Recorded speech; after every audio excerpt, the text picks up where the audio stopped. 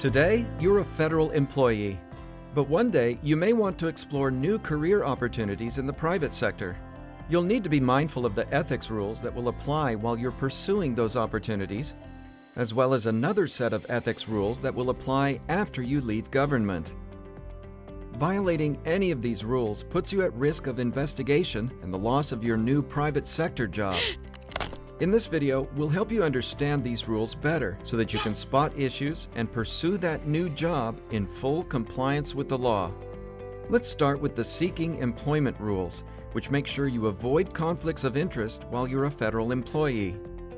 These rules apply whether you contact potential private sector employers directly or go through a search firm.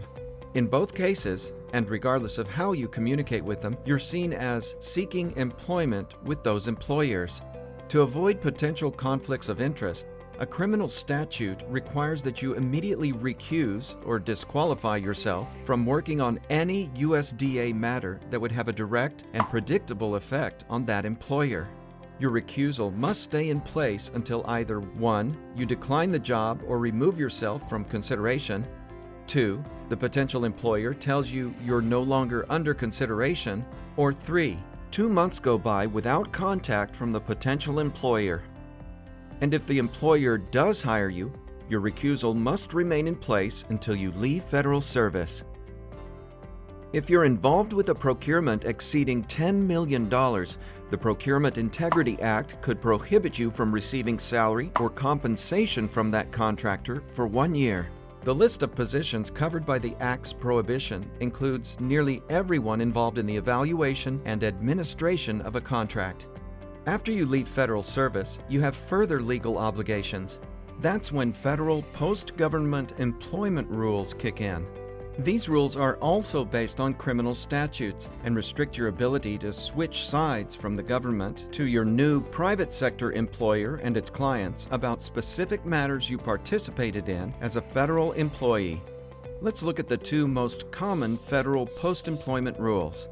The first rule is a permanent ban, and it applies to you if, while at USDA, you worked on party matters like a contract, grant, loan, lease, application, audit, inspection, investigation, or litigation.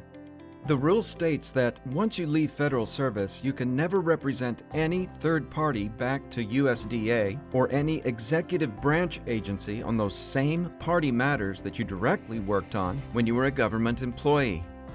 The second rule applies to managers, supervisors, or chiefs of staff, where the work done by others falls under your official responsibility. Under this rule, you must not represent a third party back to USDA or any other federal agency or court about any of those same specific lawsuits or transactions your former USDA staff handled during your last year of federal employment, and that ban will apply for 2 years after you leave federal service.